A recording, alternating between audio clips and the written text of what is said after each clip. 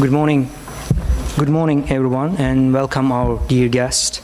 Today we have an important seminar, and the seminar has two sections. First section is about economic development experience in Turkey and South Korea, and also the second section is about security issues in the Korean Peninsula and the Middle East, focus on North Korea and Iran nuclear problems. And now we would like to invite Excellency Consul General, Mrs. Jessy from Korea Consulate, to make welcome remarks speech.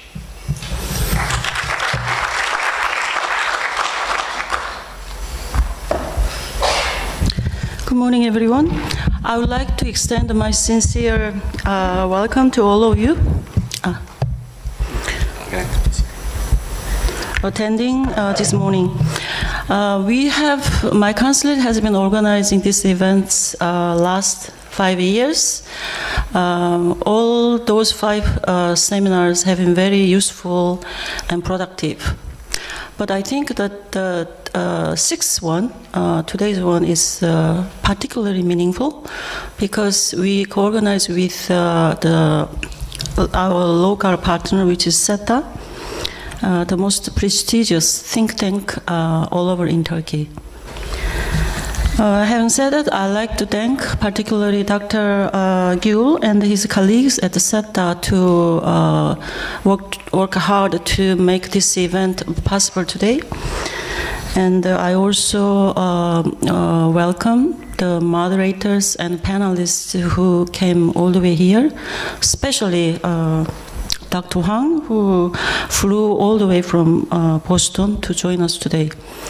Last but not least, I also thank my Deputy Consul General and also his team. Without their efforts, today's event would not have been possible. As you know, Korea-Turkey is blood brothers, and the Turkey, we fought together during the Korean War, and Turkey sent us around 20,000 soldiers for the country. At that time, they didn't even know the existence of. They came all the way there to fight for the country, only knowing that this country is attacked by the communist regime.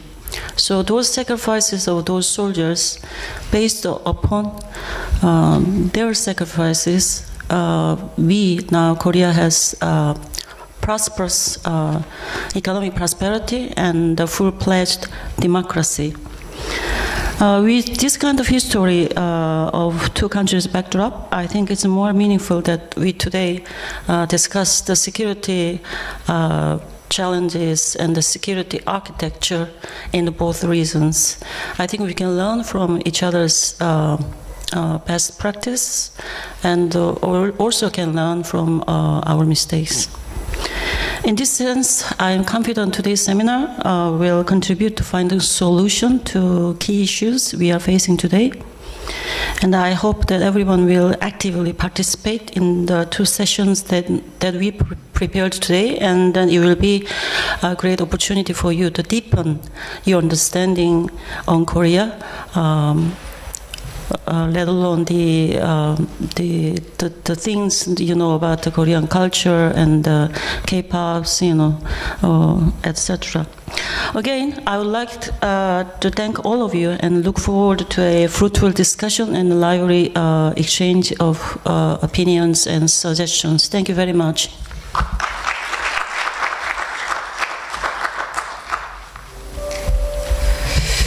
Thanks for the speech, and now we would like to invite Doçent Dr. Nurullah for welcome remarks speech on behalf of SETA.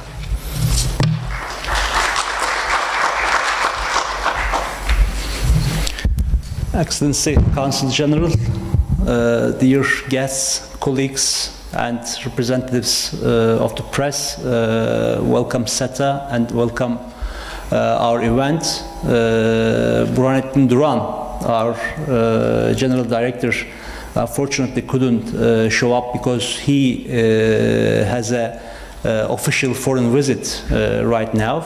So on behalf of SETA, Again, I would like to welcome you. So as all of you are aware, both countries, Turkey and the Republic of Korea, experienced similar economic and political process in the past. I mean, for example, both countries had dreams in terms of industrialization in 1960s, and both countries have tried to consolidate democracy while increasing their economic size. So both countries, democracy, development are so important, so crucial. And we all know that, and as our Consul General highlighted, both nations see each other as blood brothers. So this is also an important aspect, an important issue for us. At the same time, both countries have been experiencing some challenges in terms of security, and both countries, two countries, have been trying to work hard on establishing stability and security not only within their territories but also within their regions. And I think it's really so important for regional and global stability for both for the Asia side and the Middle East side. And we all know that there is ample room for improving our cooperation, not only politically but also economically. And I hope this event will contribute to this. So both the Republic of Korea Council General in Istanbul and SETA are organizing this event in order to make this contribution. And in here today, regional, historical and structural issues will be discussed by key experts in their fields. So I hope this promising event will be beneficial for both of us, and we will make some further cooperation, some further events in the near future. And again, I would like to thank all of you to participate and contribute to this event. Thank you so much.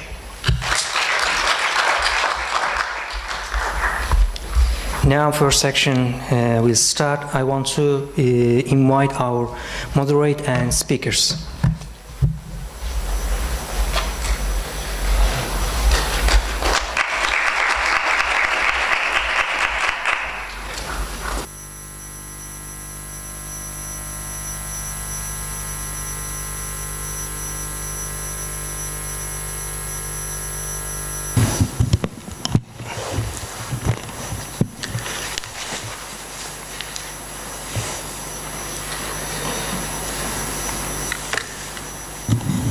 Hello. In this first session, we will talk about mainly industrialization.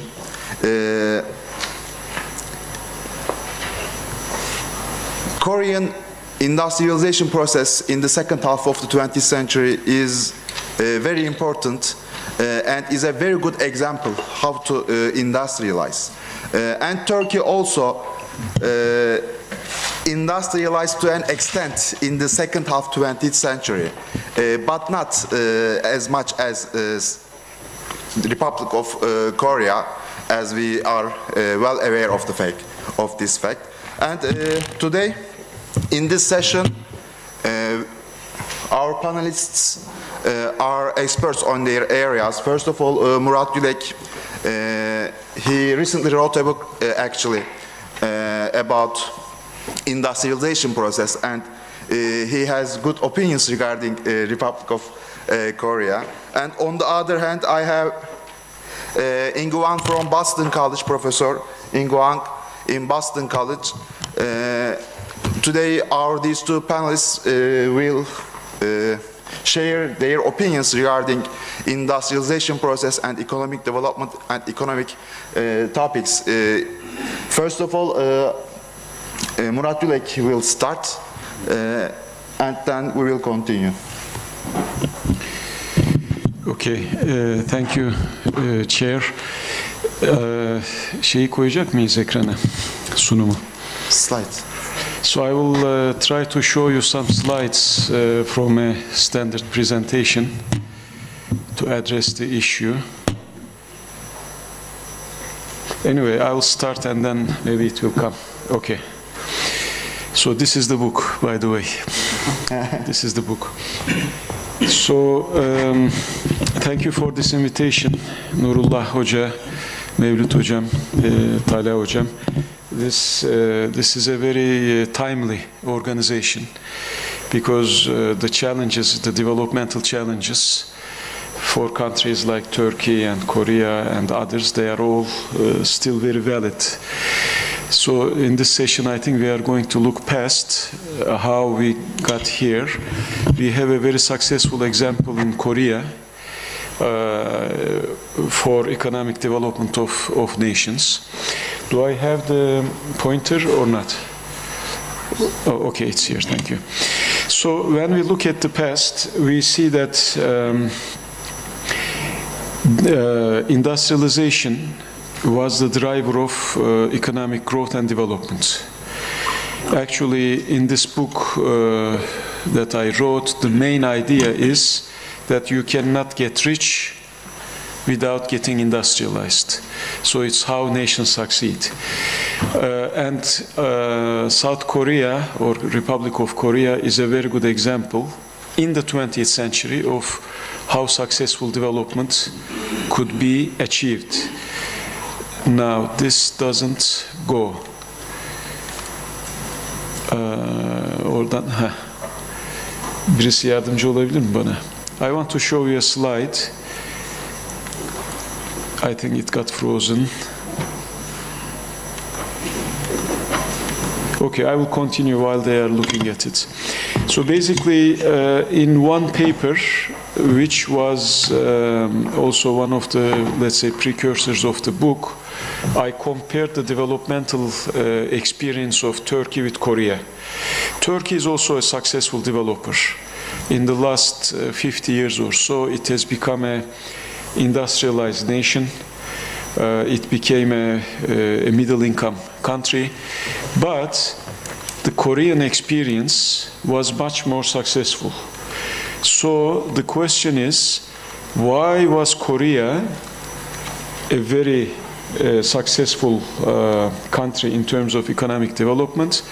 And in particular, what was the difference between Turkey and Korea that made Korea even more successful than Turkey? So to answer that question, I want to show you this chart. So in this chart, we have got two lines. One is green and the other one is red. The green is Korea's exports divided by Turkish exports. So when that line is below 1, which is below 1 for a long time, Turkish exports were higher than Korea. And the second line is Korean per capita GDP divided by Turkish per capita GDP. So that is, if you see it here, that is lower than 1 until 1980. So until 1980, Turkish per capita GDP was higher than Korea. And until 1968 or so, Korean exports were lower than Turkish exports. So Korea started at much more difficult situations compared to Turkey, and it became much more successful. Now, when you look at those two lines, the green line increases very rapidly until 1980. So the Korean exports, which were about half of Turkey in 1960 or so, was about 6 times Turkish exports in 20 years, 1980. And then that process led Korea's ascent, Korea's rise in terms of per capita GDP also. But if you very clearly see the difference in lags. The per capita GDP, the Korean per capita GDP reached that of Turkey after 20 years of lag. And then it became very high. So these two lines, this one chart, is a very simple explanation of what Korea did right compared to Turkey. And that also in itself gives us a summary of policies that could achieve rise of nations, rise of developing nations. So there are lessons from that experience, not only for Turkey and other countries, but almost every developing country. And that simple, if I have to translate it into one single lesson, that lesson is you have to open up, but you have to open up in a very clever way, because until 1980s, Korea and Turkey had one policy in common, which was import substitution. But during those years, in 1960s, 1970s, until 1980s, almost every developing nation used to have the same policy, which is import substitution, like Turkey, like Latin American countries, like some of the Eastern European countries, like actually socialistic countries, like Japan even. So they all had import substitution policies, but when you look at what differs Korea from the others, there is one very interesting information, that is, while Korea implemented import substitution policies, simultaneously they used to implement export promotion policies. But in a country like Turkey or Latin American countries, they did import substitution policy only until 1980, and then they did export promotion only. So the Korean experience is actually a very interesting experience, although officially this is not the case, but in actuality, at one side, Korea used to have the protective policies, and at the same time, while the protective policies were leading to a very rapid industrialization, General Park, the president, and the policy was such that the same companies which were provided some carrots, let's say, as we spoke in the morning, to industrialize, they also were introduced some carrots as well as sticks to start exports immediately. So basically, the Korean story was learning by doing, which is industrialization, and at the same time learning by exporting, which is export promotion. So in Turkey, what we did was we started by import substitution, but because some of the industrial policies were not as successful as in Korea, we were stuck by a very major current account deficit, because we could not stop, and no country could stop, imports. Even under import substitution, a country has to import things. For example, energy, at the very simple. And if you are an industrializing country, you still need machinery and inputs to be imported from abroad, so that means you have an import bill. You cannot stop importing. What you have to do is, at the same time, you have to export in order to generate foreign exchange revenues, and at the same time, by learning from exporting. So Korea learned from exporting. This is Pony, our friend, which is Hyundai's first car.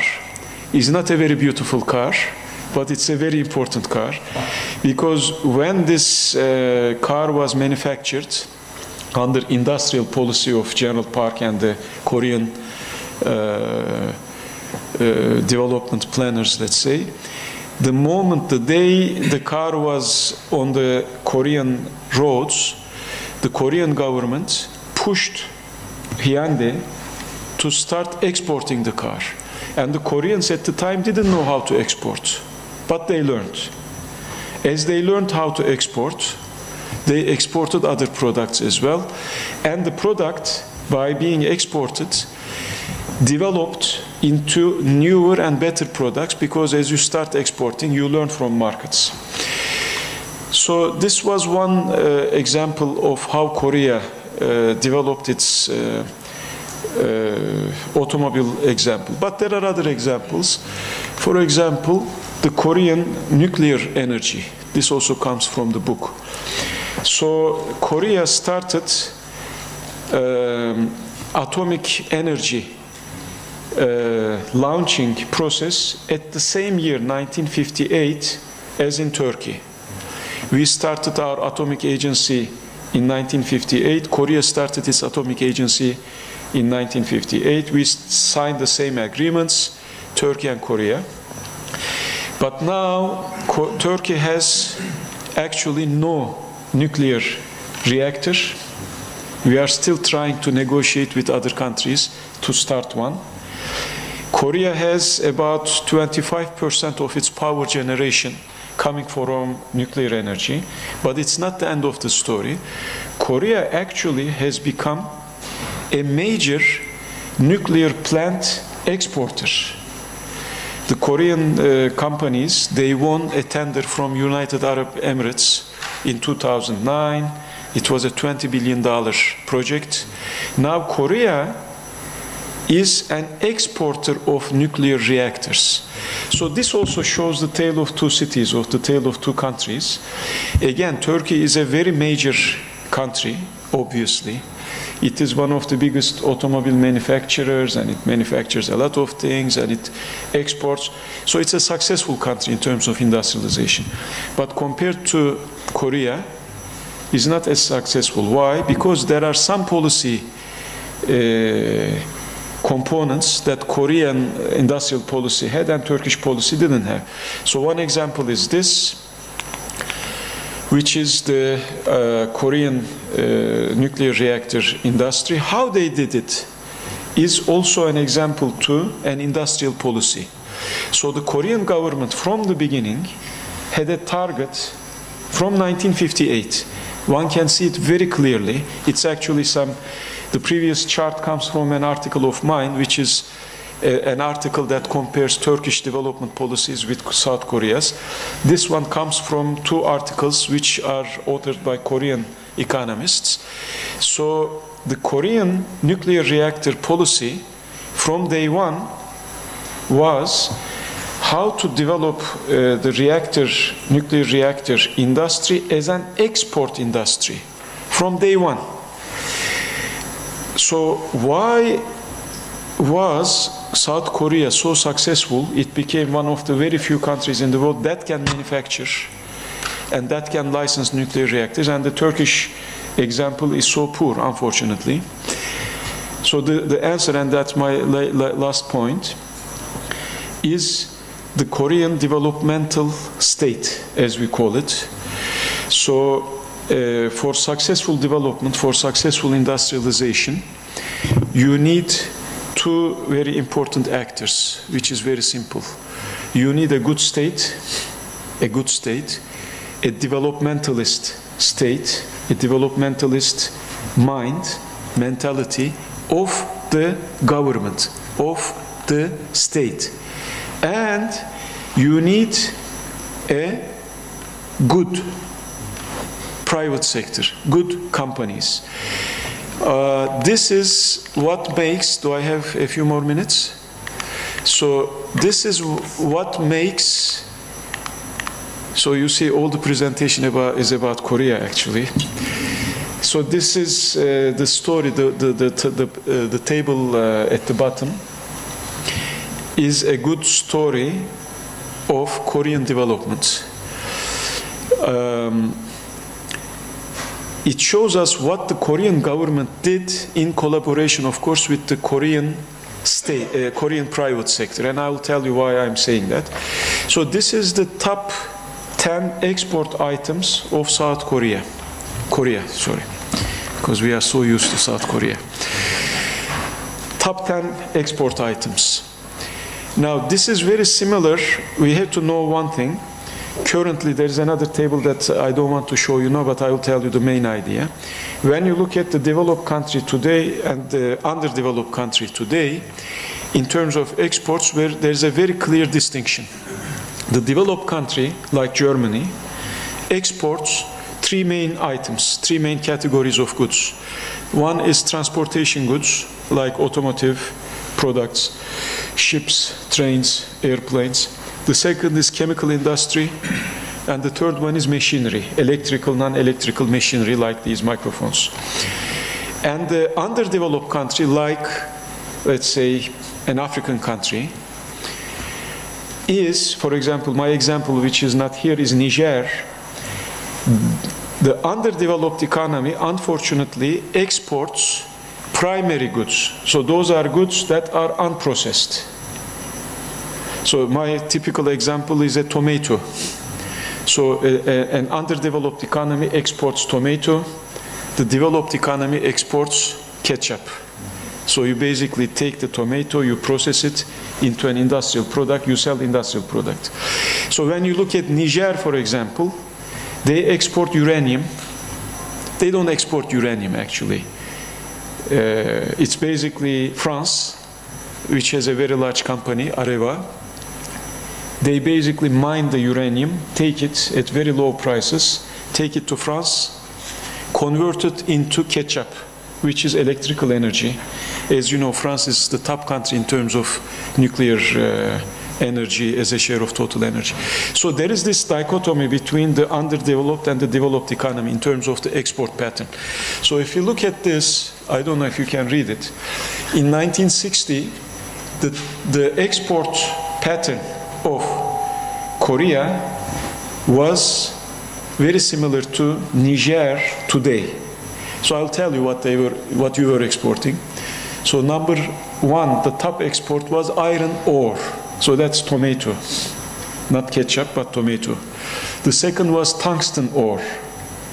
Korea is not a rich country in terms of natural products, but these were the only things they could, economize. Raw silk, which is tomato, not ketchup. Anthracite, which is also a mineral. Cuttlefish, live fish, natural graphite. Number 8 is an industrial product, which is a very simple industrial product, which was plywood. Very simple, very cheap industrial product. Number 9 was rice, 10 was bristles, so bristles could be considered as industrial product. 1970, we see a very dynamic shift in the export pattern. Textiles were top export item. So textiles is ketchup, not tomato, so that's fine. Number 2 is also industrial, which is plywood. Number 3 was wigs, which is industrial, maybe. Number 4 was iron ore, so it's still Niger. Number 5 was electronics. It was cheap electronics at the time, of course. Number 6 was fruits and vegetables, so that's tomato. Footwear, which is industry. Tobacco, iron and steel product, metal. So now it is getting a little bit diversified, so there is some industrial products. 1980, textiles is top. Electronics is number 2. So that is a big change. So it changes so rapidly. Number 3 is iron and steel product, which is industrial. Footwear, ships, 1980, ships. This is Hyundai. Because in 1970s, Hyundai started a big shipyard project. People were laughing at them, but they withstood, and then in 1980, ships were number 5 export item. So there is the macro story, there is the micro story. Fibers, metals, fish, electrical products. 1990, electronics, textiles, footwear, iron and steel, ships again, and automobiles, suddenly automobiles. And here it's again some of the, like Hyundai, etc.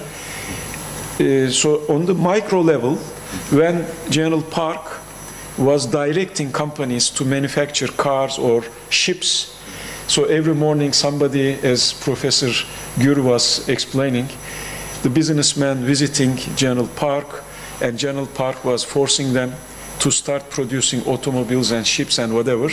So now that is the micro. The macro level, we see that suddenly we see automobiles as number 5 export item. Then chemicals. So this is pony, actually, for example. Chemicals, etc. And 2000, we have got semiconductors. This is Samsung. In 1970s, they started manufacturing home appliances, and at the same time, it's very funny, but they said we want to start memory chips, semiconductors. So that's the micro story, one company and one president, basically. So it's state and the company. And suddenly you see in 2000, out of nowhere, semiconductors is the top industrial, top export item. It's not tomato, it's not even ketchup. So in the year 2000, semiconductors is top, computers is number 2, automobiles, petrochemicals, ships, etc. So if you look at it now then we will see the smartphones and everything else. So this process, and I'm finishing now, this process, this change in the production pattern and the export pattern is the summary of Korean industrial policy in action. So those policies, of course not every Korean policy was right, but those policies, the good state, developmental state, and the successful private sector in combination created this dynamic change in the export pattern from Niger, a country economically looking like Niger. In 2000 it looked like Germany. So that is an underdeveloped nation becoming a rising nation. So that is the industrial policy in a summary that many other countries could not do. But the Korean experience was very successful. So those are my comments. Thanks, Professor Yülek. It was a good presentation for me. You showed that you showed clearly that South Korea and Korea was a success story and is a success story. Turkey actually experienced 4.7% economic growth rate, annual economic growth rate, from 1950s on up to now. But we didn't industrialize as much as we want. But when we look at Korea, we see that once they were poorer than Turkey in the 1960s, in 1970s maybe, and export performance also was worse in the beginning of the 1960s at least. But after then, Korea started to surge, started to hover, and started to rise, and Turkey lagged behind. This was happening in a situation where Turkey was also rising, but not as much as rapid as South Korea. And the main distinction for me too, and you made it very clear, that export orientation. Turkey had no export orientation or export promotion. Yes, as Turkey tried to industrialize via import substitution policy, and this import substitution policy didn't include export promotion much. But from the beginning, we see that Korea was always trying to promote export, and Korea had always have a export promotion mindset. So now I want to turn Ingu, Professor Ingu from Boston College, regarding how Korea did all of this.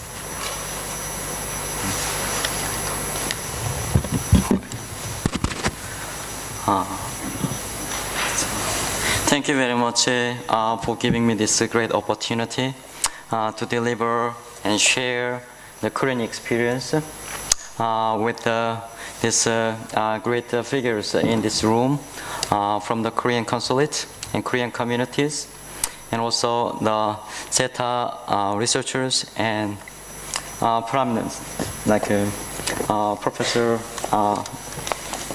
Murat, Yülek.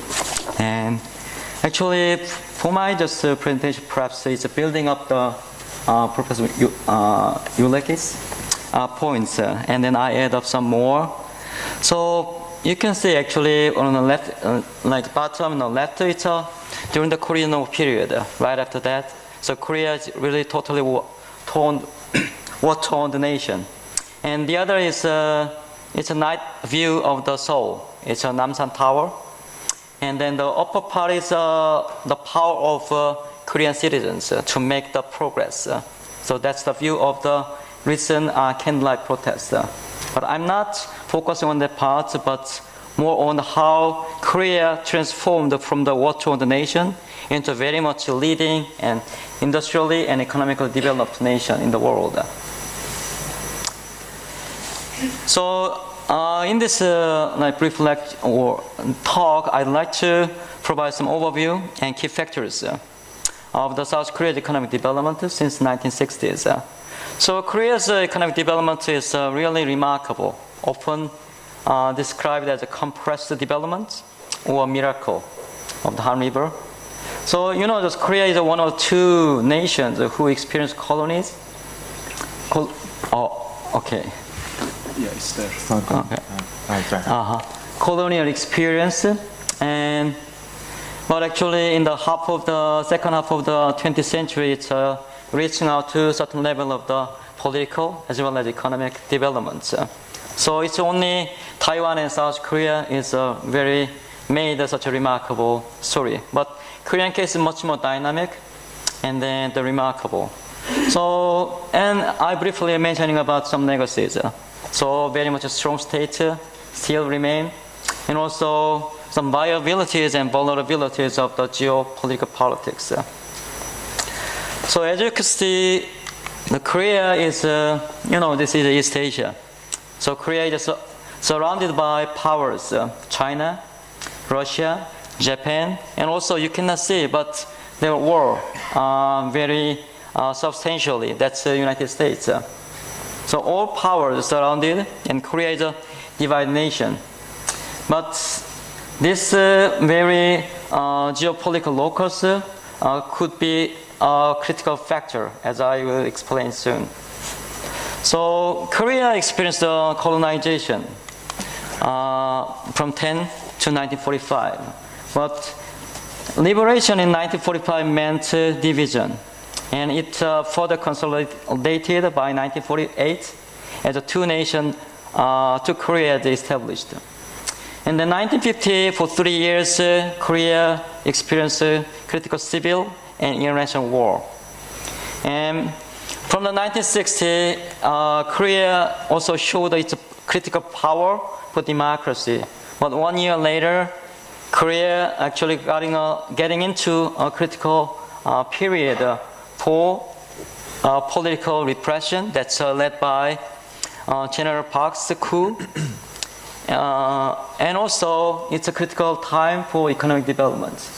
So I'll explain from the 1960s and then 1970s and 80s.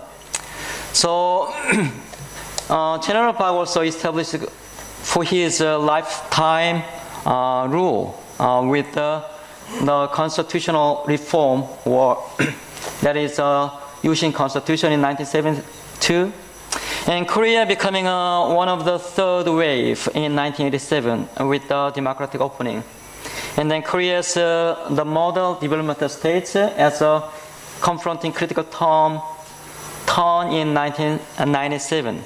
That's often called the IMF crisis. It's a financial crisis. And Korea's development getting further and further as a reflection of those economic political changes in 2017. That is the candlelight demonstration that I showed in the first slide. So Korea is in a linear process of the world economy. It's located in a late industrialization, following the first industrial revolutions, and then late industrialization, exemplified Germany and Japan. And Korea characterized it's a form of the development states. I'll explain soon.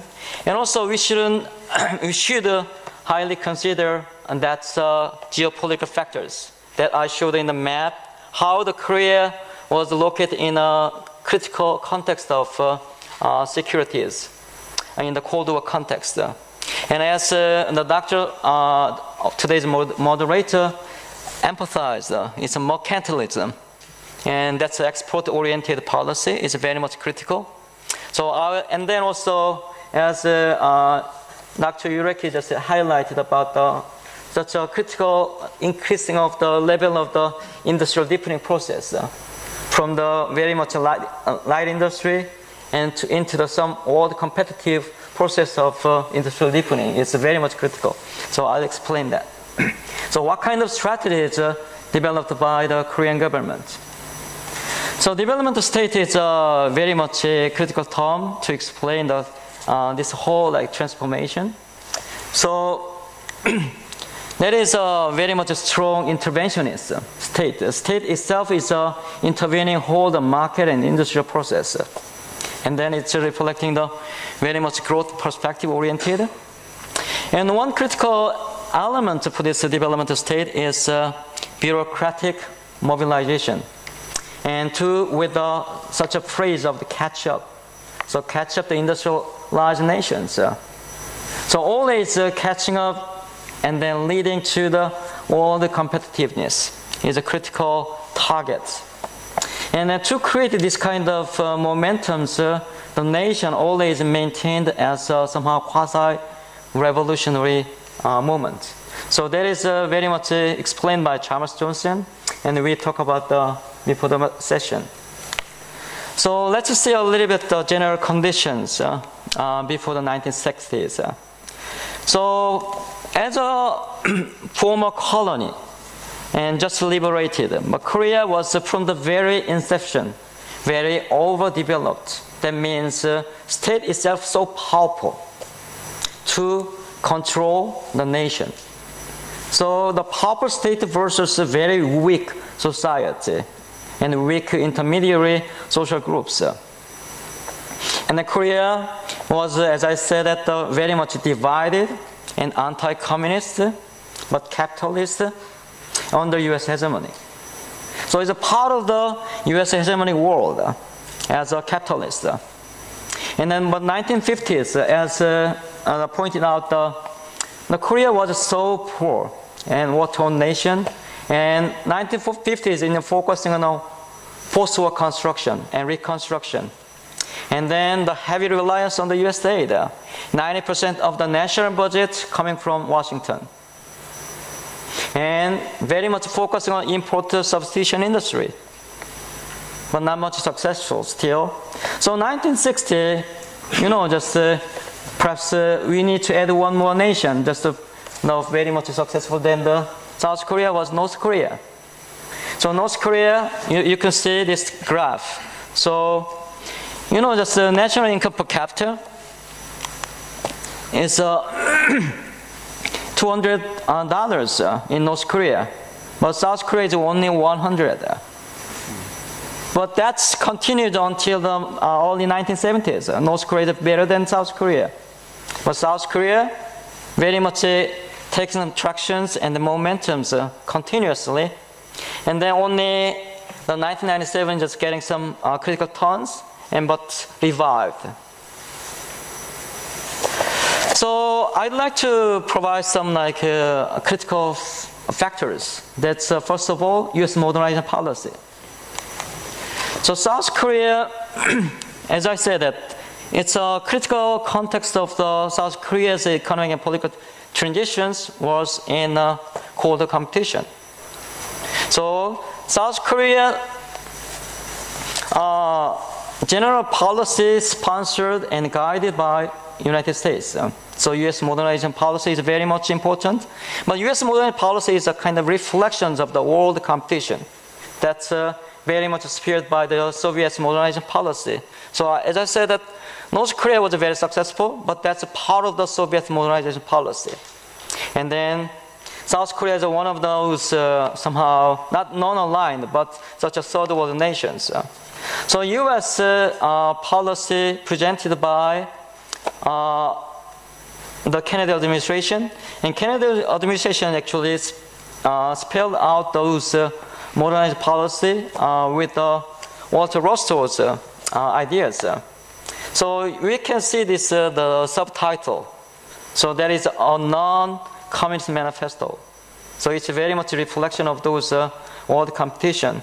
And that's policy is well known as a takeoff theory. And in the newspaper article on the right-hand side is the bottom. So Walter Rostow came to Korea in 1965. He claimed that, oh, South Korea is in the takeoff stage. So two critical factors of the U.S. modernized policy is a little bit far from the smooth progression toward the democracy. Nationalism is a very critical factor. And the other is military, considered as a critical factor, very positively acknowledged. So we need to see internal dynamic as well. So we shouldn't underestimate this factor because Washington's policy not always accepted smoothly by the Koreans. Koreans' expectations are higher than the other international leaders, and always there were tensions. And so critical momentum developed from the 1961 by the Park Chung-hee. So he was a military general, and then he made a coup in 1961. He soon after established two critical institutions. One is Economic Planning Board, and the other is Korean KCIA. So developing ideas and implementing very forcefully.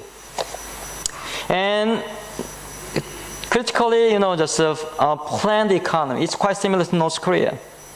And that continued until middle of the 1980s. And although there was those all ideas consulted with Washington. So with such internal political and economic apparatus, very much forcefully forwarding to make total mobilizations. But that is very much reflecting the earlier lessons from the Japanese colonial period, industrialization. So, I'd like to provide two critical international momentums and contingencies. One is Japanese normalization with the Japanese government. So Korea experienced under Japanese colonization, so it's an enemy. But that's suddenly becoming a friend and partner. And under U.S. containment policy, so U.S. government always considered Japan as a critical factor to make hegemonic building in East Asia and Pacific. So adjacent policy is very much important, but it was not smoothly reflected by South Korean government in the 1950s because President Syngman Rhee was very much anti-Japanese. But as I explained, Park was a former colonial army officer. So he much more emulating the Japanese policies, and he did establish such institutions. So 1965 treaty was made through the very much secret negotiations, but that also underwent serious and strong anti-treaty protests.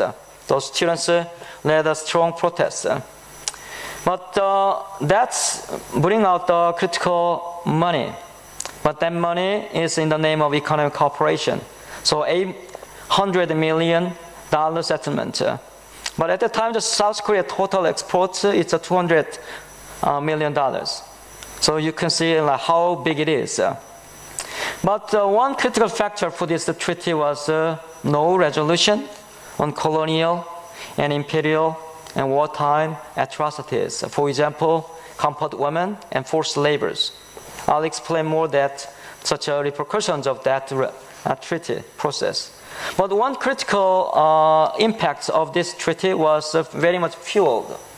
So 1970 so-called big push, so industrial deepenings. Yeah. So, and then with the earning from the Vietnam War. So South Korea's critical factor to make economic development was very much a contingency in the surrounding world. One of that is Vietnam War progress, very much deteriorating by the middle of the 1950s, 60s. So Washington needed more troops. But President Park very much pragmatic and realistic. So he tested any possibility to dispatch Korean troops to Vietnam. And so he could get some critical momentum in 1965 and 66. So that it turned out to be very secret documents called the Brown Memorandum that was only released to the public in 2005. So in the critical contents of that, it's South Korea could link this military issue with the economic and security assistance from Washington. So Korea could get the critical increasing procurement and tech assistance and then loans. So, just from the 1965 to the 1975, around 1975, just 300,000 Korean troops dispatched to Vietnam. And then that's creating critical monies. And then $1 billion. And one other critical point is it's a rising moment of chaebol. So Korean Air, Hyundai, and Daewoo, it's all developed through this process. So from now on, I'd like to explain about the very specific statecraft by Park Chung-hee. And then, so one is financial control. So Park Chung-hee himself just led the whole, it's a state itself as a kind of entrepreneur. So make a planned economy by setting up the national bank and public corporations, and also building the state business partnership or coalition, if I may say, just state corporatism. So building really high, and so promoting chaebol that I will explain soon. So disciplining the business sector, and then on the condition of specific instructions given to the business sector. And then by manipulating interest or money's assistance. Another critical thing is restricting foreign direct investment. So if you see, so it's a black line is a level of the foreign direct investment. You can see, so money is coming, but control. So state as a kind of gatekeeping of the money flow from outside and inside. But the blue line is showing the state economic growth. So overall 10% growth rates until the 1980s. So a lot of money coming, but states only dominating to how to use those money. So the other is chaebol. Chaebol is called jaibatsu in Japanese, and family-owned conglomerates. You can see all these logos. So SK, Samsung, Hyundai, LG, and Korean Air, Hanjin. It's all sorts of. So the first of all, after the first thing that the state did right after the military coup was setting up the states and business coalition by establishing Federation of Korean Industries. And the government actually believed that the effects of the economic scale and trickle-down effects.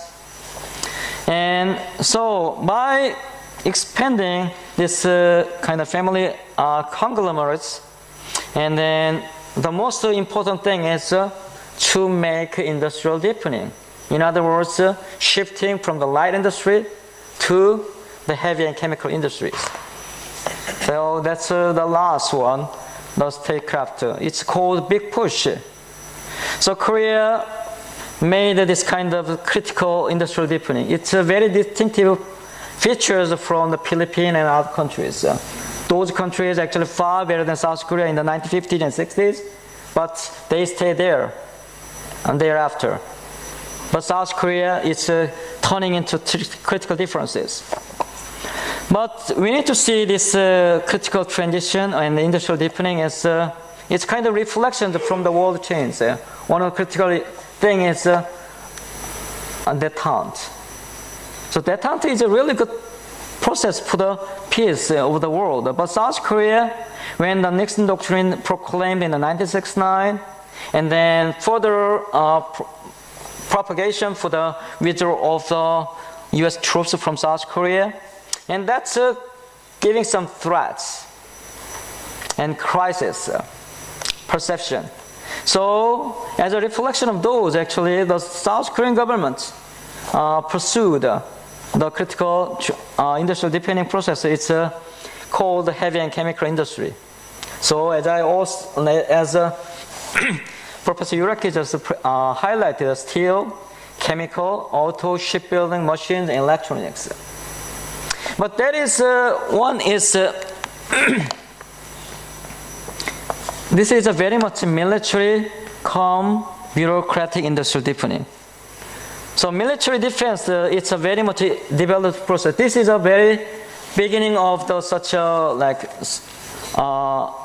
nuclear energy plant industry, and then also military industry. So to make this, actually, the government make the so-called fused state.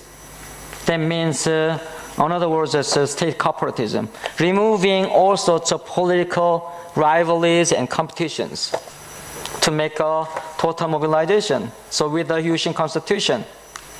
But that's real effects of those big pushes. It's made the industrial deepening and travel rise, and then very much self-reliant. So by the late 1970s, South all elements for the industrial items almost internally produced. So one critical example is pour steel. It's you can see from the picture. So 1997, Korea had a real critical challenge. So it's a really restructuring moment under the pressure of the IMF. And it's a real, just key phrase, it's a neoliberal globalization. So market liberalization, privatization, deregulation, it's totally opposite policies from the development state. Another critical term is flexible labor. So no longer such a permanent job could be imagined. But just critical kind of inertia, historical inertia. So still, such under the demands of the restructuring, but Korea showed it's very much hyper concentration of wealth, and also very much persistent process of those top chaebols and Samsung. But on the other hand, South Korea experienced very much increasing wealth. It's a very much a reflection of the global trend, and some minimum wage and sort of things. And one critical is imperial presence. That means it's very much strong. So recent event is candlelight demonstrations and against the corruptions and manipulation of the government affairs, and also critical reflection of the 1965 and very much momentum for the continuous policy of the normalization with the Japan. So recent issue of the trade war between Japan and Korea, that was so without such getting some democratic process, it's very hard to make a progress. That's another critical feature of the South Korea's political economic transitions. Thank you very much. Thank you, Professor. We have not much time left. We have 5 minutes for questions, if you have any. Now we can take, if you have.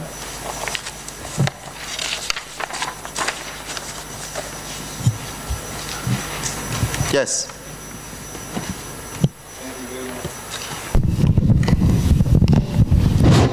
Thank you very much. I am Lamin Toure, a student of Istanbul Commerce University. And I have two questions, one for Professor Hwang and one for Professor Murat. And according to Washington Consensus, it said South Korea made it this far not because of state intervention in the business sector, but because of getting the price right. So now, looking at this trade liberalization in this modern day, Professor Hwang, do you think development as state model is becoming obsolete? And for Professor Murat, and what are the lessons learned from South Korea for Turkish development?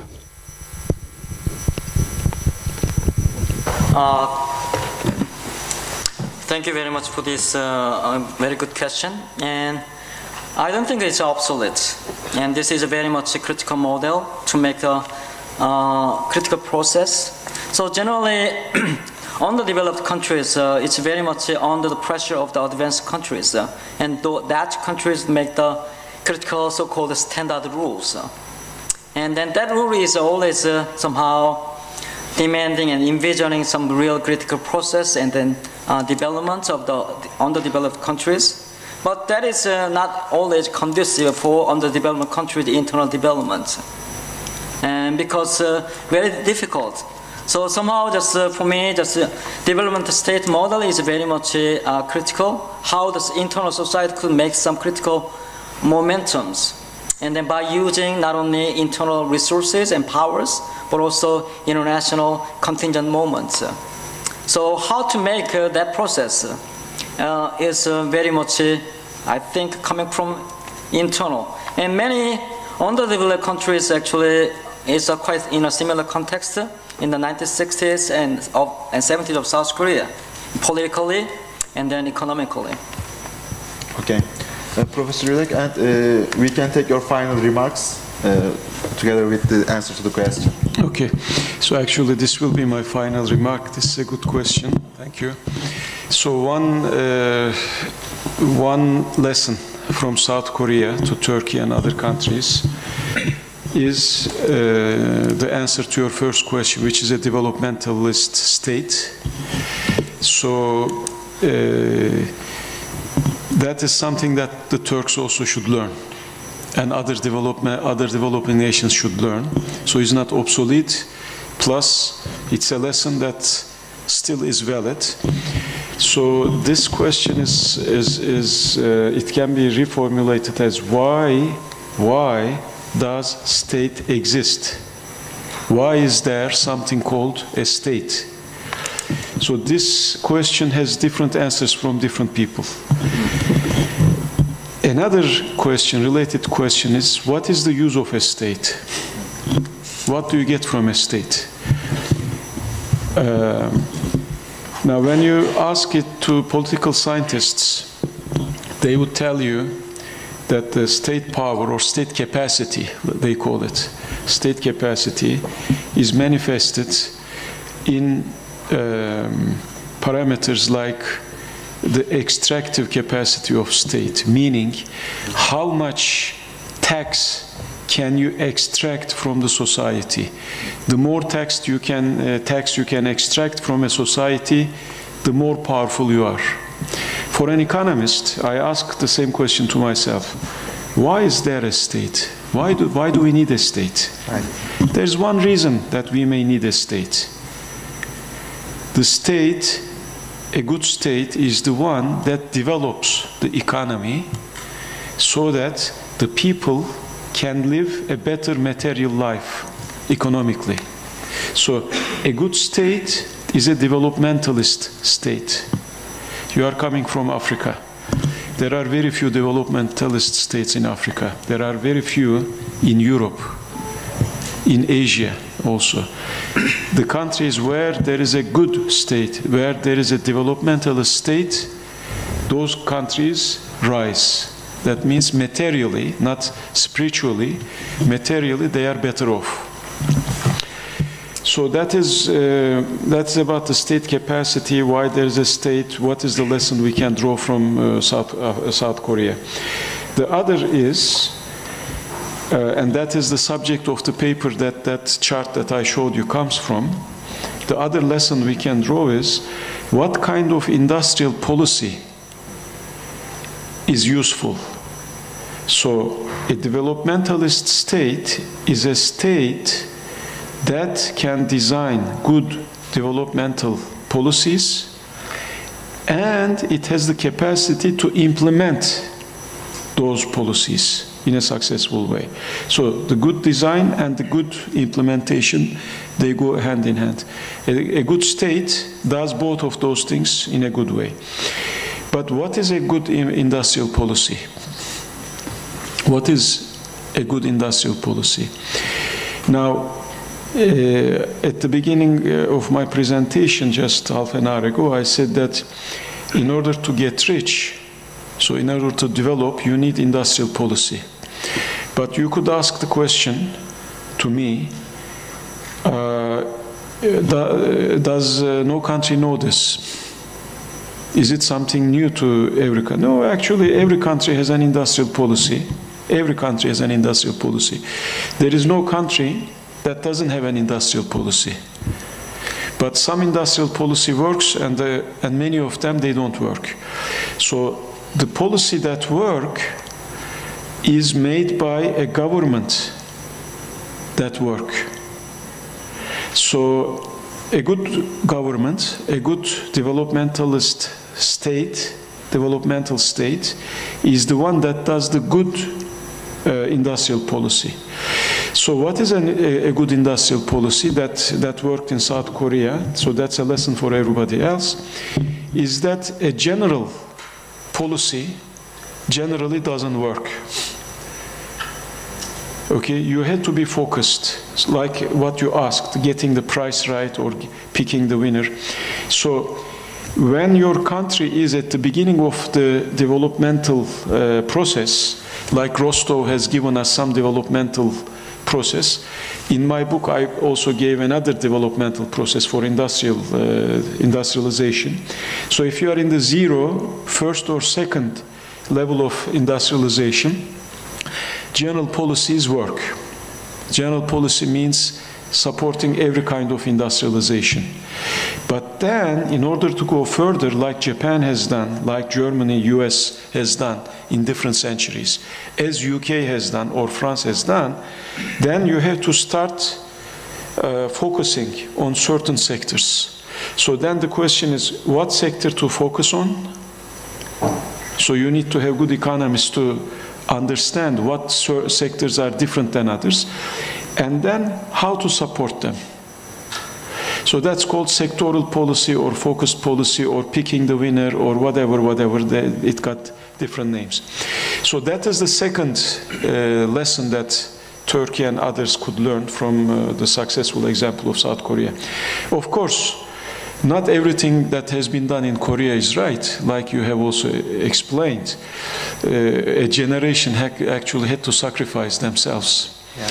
There were a lot of problems, there were a lot of sacrifices that were made, but there are also good sides of the Korean experience that everybody could learn from. Thank you. Okay, our session has finished. I want to thank you to our panelists here, Professor Yülek and Professor Hwang, for their wonderful, beautiful presentations, and thank you for your listening. We start. I want to invite our moderator Nurullah and our speaker and also Excellency Consul General Jessy.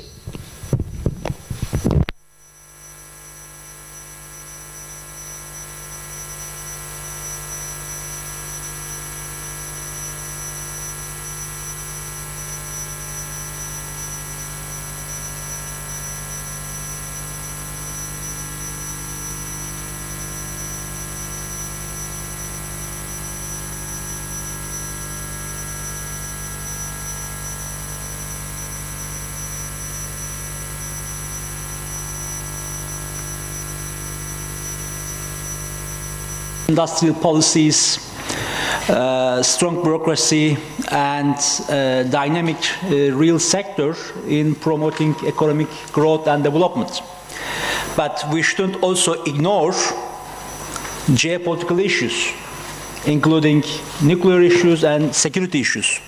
Without maintaining stability, it's not possible to achieve economic prosperity.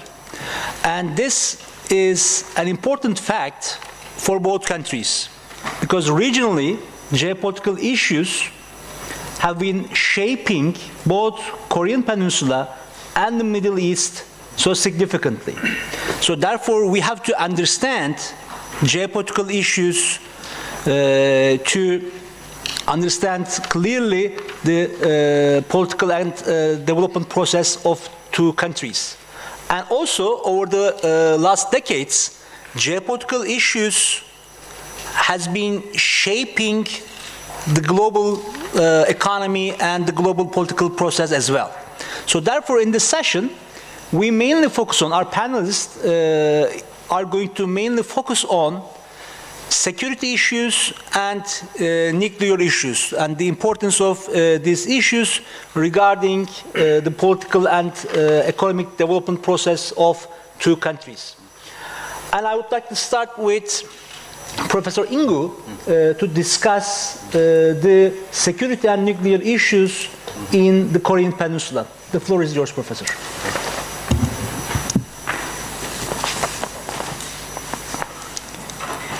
Thank you for giving me another opportunity to discuss this important issue about security and North Korea's nuclear development, as well as peace on the Korean Peninsula.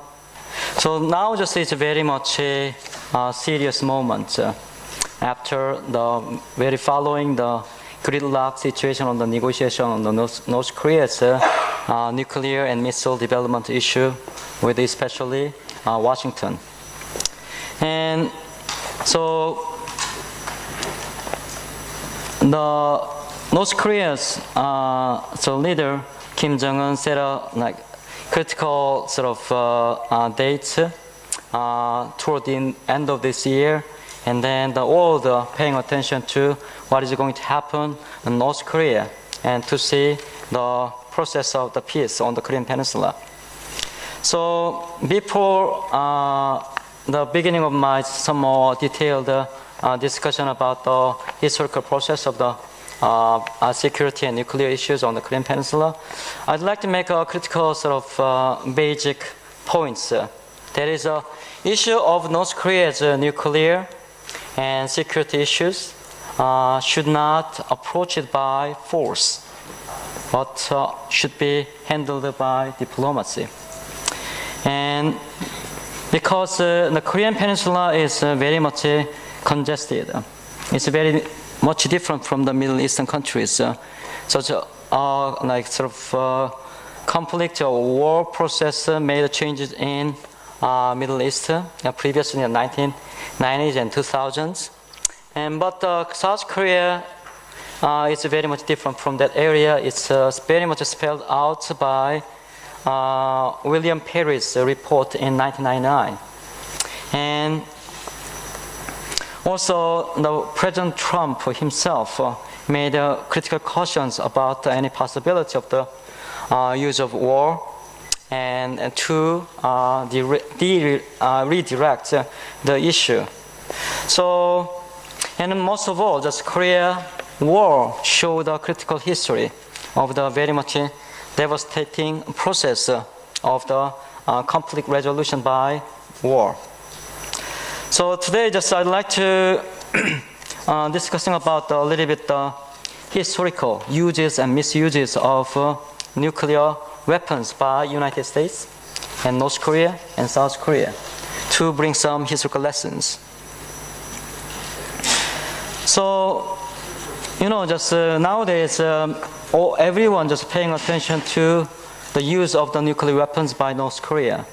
But there has been a long history by the United States using of the nuclear weapons in East Asia and on the Korean Peninsula. So as you all have known about the Second World War ended by using of deployment of the nuclear weapons in Japan. And at the time, just a lot of the Koreans were there as a force workers and the migrants, and they are coming to Korea, and they have with very much traumatic memories. And also during the Korean War period, Washington considered seriously the using of the nuclear weapons to stop the war. And then, since then, actually, the Korean Peninsula having the whole deployment of the nuclear weapons by the United States. And then on the South Korean territory, as well as the sea of the Korean Peninsula. So in 1976, the President Carter, as actually president candidate, he proclaimed the withdrawal of the U.S. Nuclear and tactical weapons from the Korean Peninsula.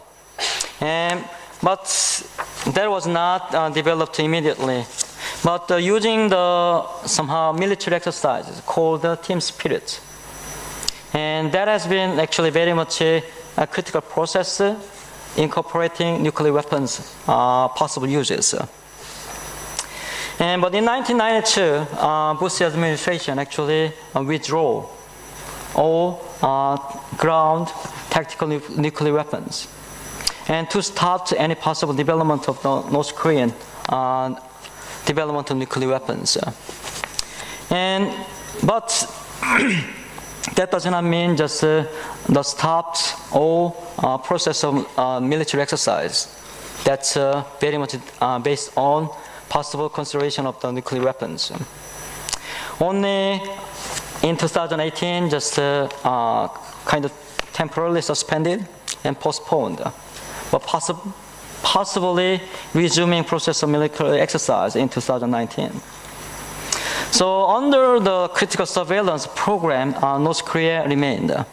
And also that has been very much affecting South Korea and the whole East Asia as well. So in South Korean experience, South Korea also critically considered the possible development of nuclear weapons in 1974. That turned out to be. And as a reflection of the Washington policy to disengage with the East Asia and Korea. So it was redirected by somehow South Korea joining NPT, a non-proliferation treaty.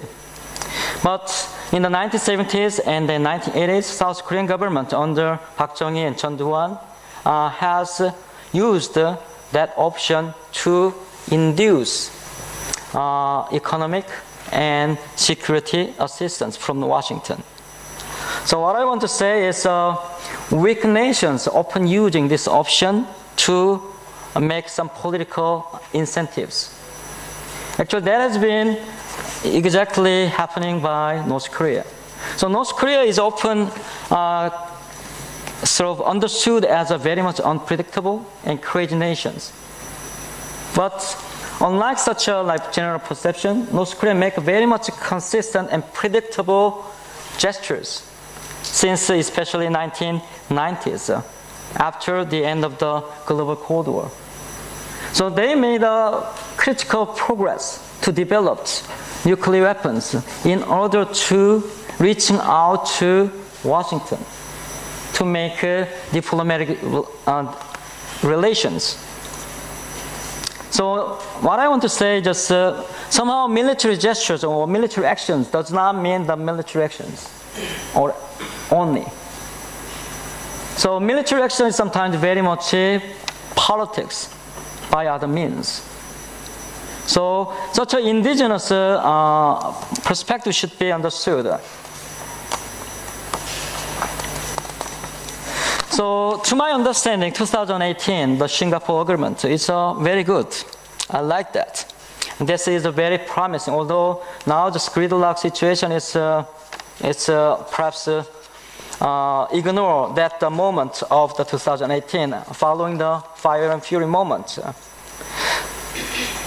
But one critical somehow concern about that somehow undermining that 2018 moment was a very different perspective on how to approach the solutions or resolutions on the Korean Peninsula peace.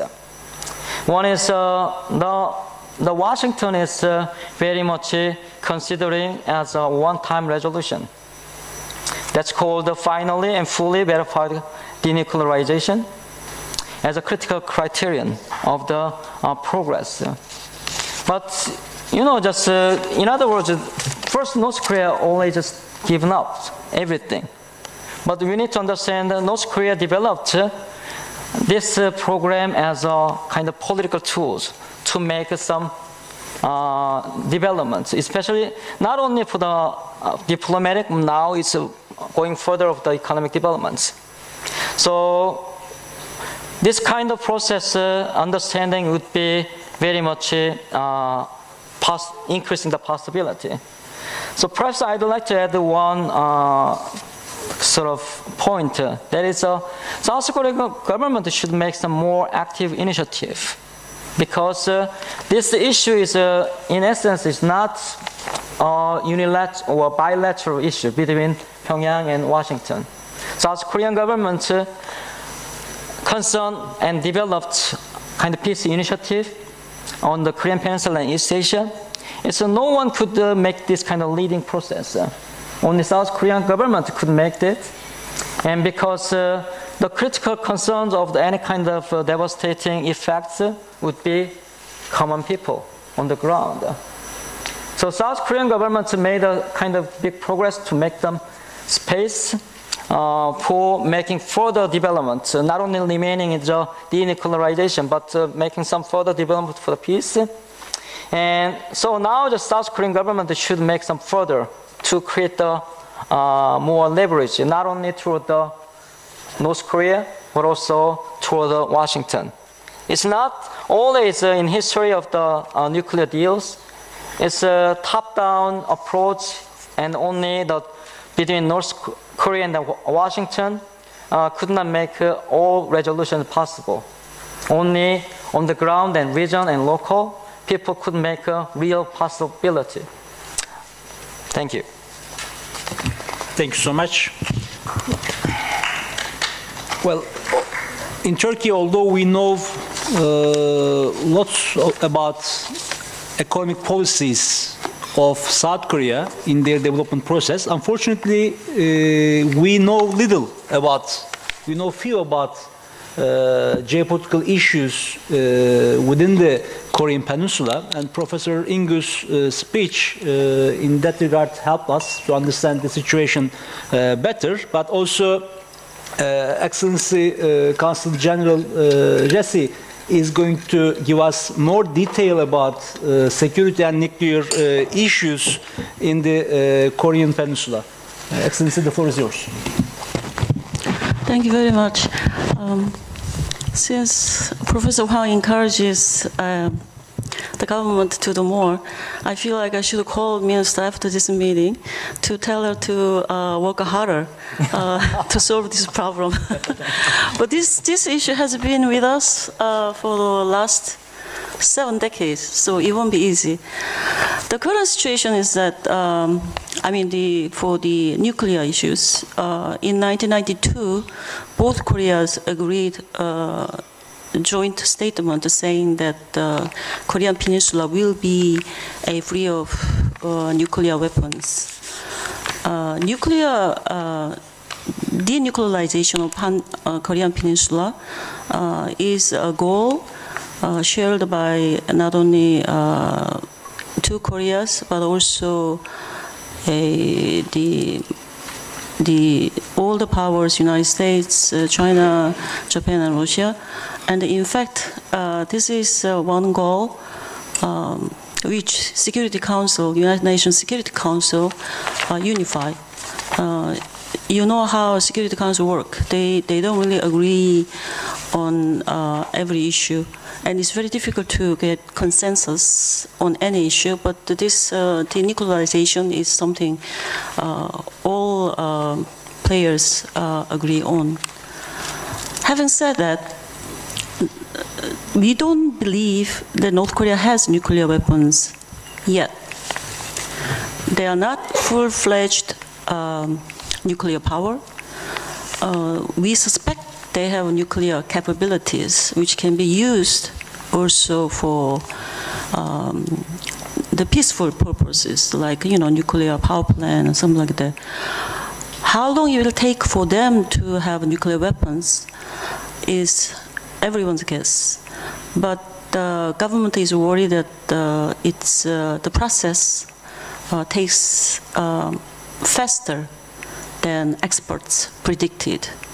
But as closed as North Korea is, it's very difficult to get information. In fact, I think IAEA, even the international organizations which supersees these nuclear issues, has not been in North Korea for the last a decade, I think. So it's very difficult to what is going on inside North Korea. We do have we and US are in close cooperation, and there is satellite photos, and then analyzing from there, we believe that it's not yet there.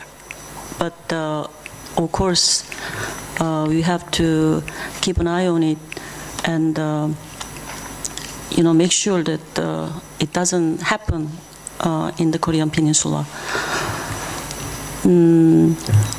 Depending on how you look at the issue, Professor Hwang was not happy that what is going on is not up to the expectation. But in fact, it's if you depending on how you look at it, I think actually the last couple of years we haven't seen quite substantial progress. In fact.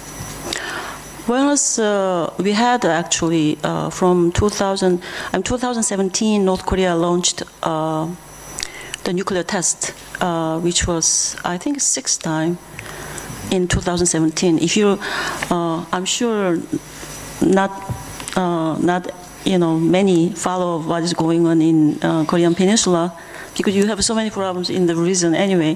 But if you remember 2017, we are very afraid of any accident getting out of control.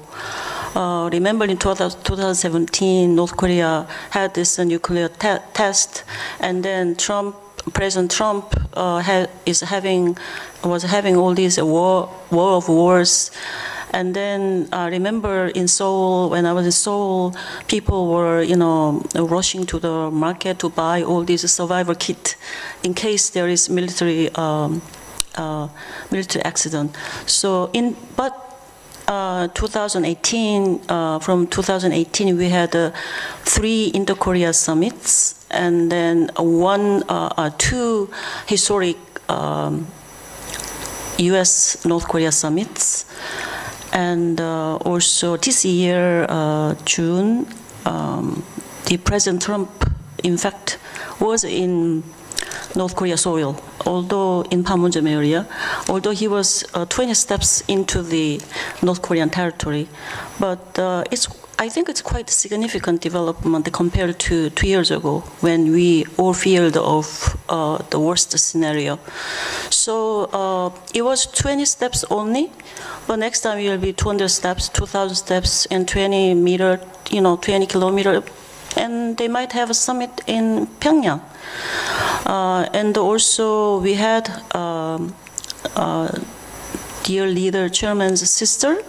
In fact, real power, chairman's sister and the chairman's right man in Seoul, sitting with U.S. Vice President Mike Pence, and the opening ceremony of 2018 Pyeongchang Olympics. So if you combine all these, I think we can be cautiously optimistic. We don't really think North Korea is want to have all-out war. I think their goal is very clear.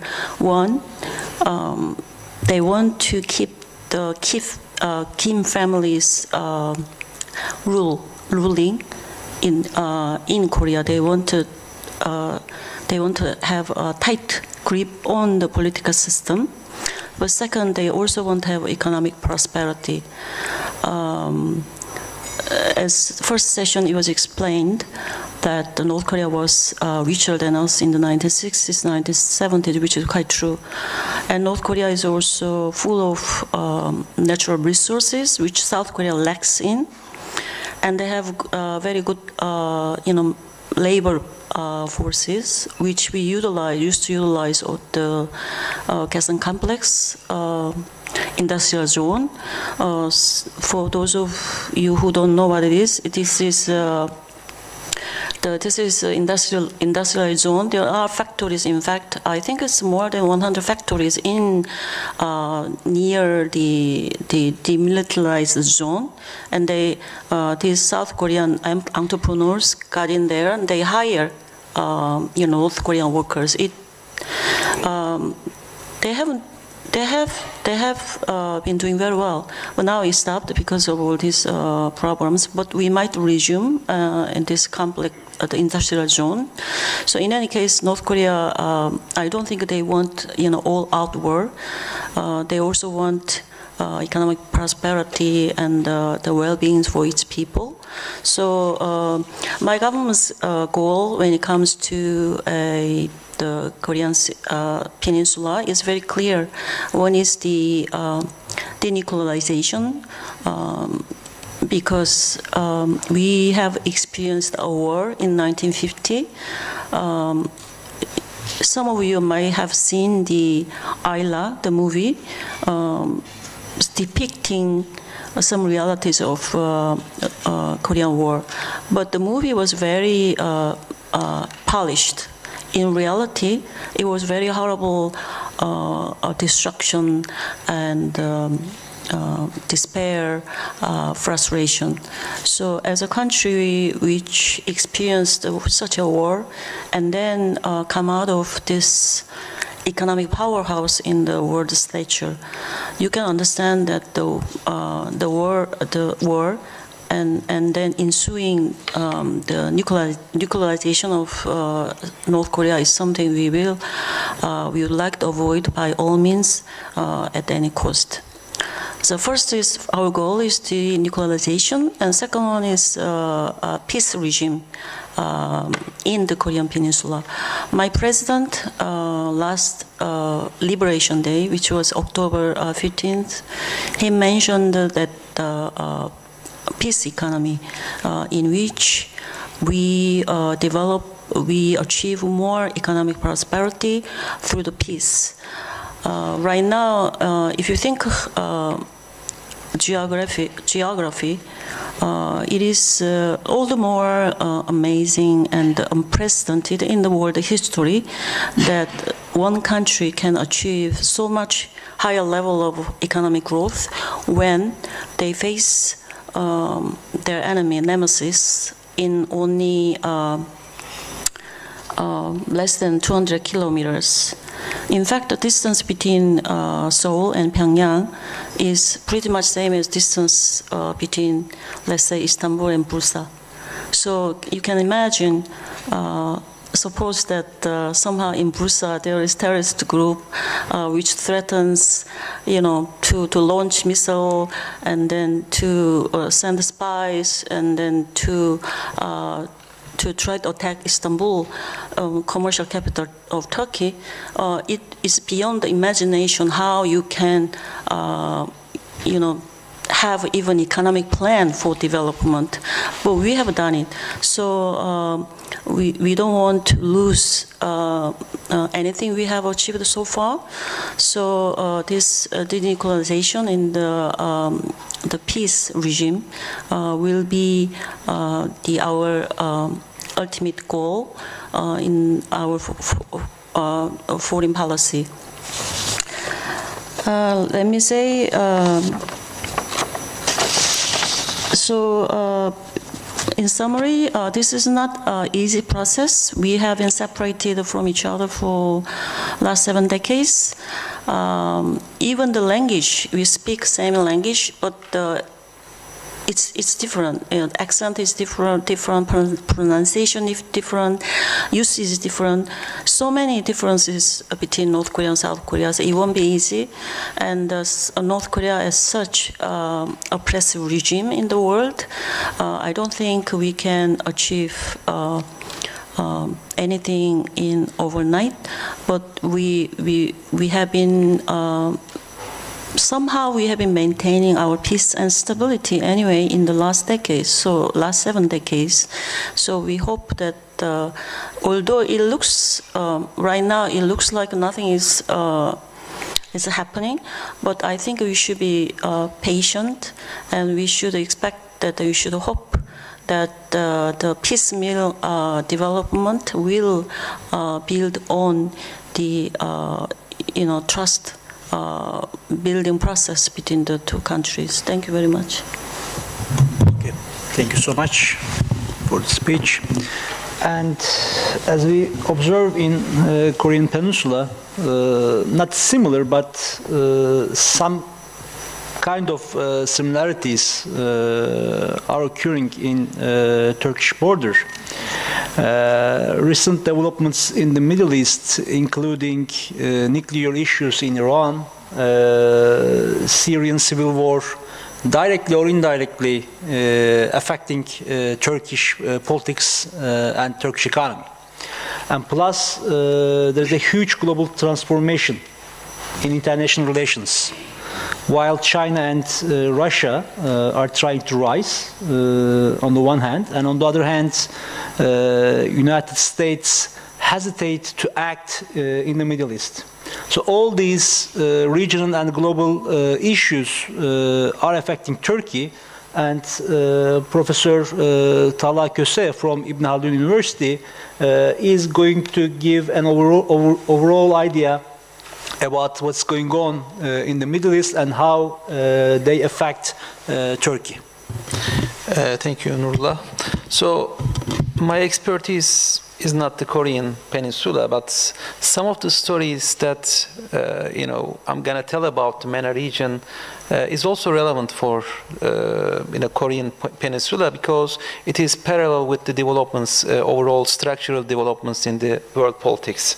So one bad news is that the developmental state telling the global story over the economic development, I think we come to the end of that story. I mean, that, MICTA, BRICS, all these stories were very important, still very important, but I think as the security issue becomes more central, and as the important powers like US is abandoning its significance in the world security, we will be talking more about security state. So we will be talking, imagining the global politics on the basis of security politics, and I think all the regional developments, regional alliances, regional relations will be shaped along this line, because security is very fundamental and it needs to be reshaped, reimagined according to changing conditions of the region. So unfortunately, the significant transformation is more visible in the MENA region. And there are certain structural conditions, structural reasons behind that. So one significant reason is the US is recalibrating its significance in the region. So it's reducing its presence in the MENA region. So, of course, the region doesn't have any ideological significance for US. Yes, in the aftermath of 9/11 attacks, the global war on terror story takes some time, but for the time being, I think Trump administration, and starting from the actually Obama administration, US is trying to reduce its presence in the region. And the reason the problems in Iraq, Syria, and even Gulf will be affected from this situation. And this will have long-term ramifications. So new alliances will form along this geopolitical vacuum. Russia already is filling the gap. China demonstrates its interest to be more effective in rebuilding of Syria, and they will probably be more influential in the post-war situation in Libya, Yemen, and other places. So this is the situation. So we have to reimagine a regional security in which U.S. has reduced influence. Of course, U.S. will stay there, but not as influential, as hegemonic as before. The second, I think, transformation with regard to MENA region is the declining importance of the fossil fuels. I think it is very important for the region because all the investments, all the political and economic system is based on this.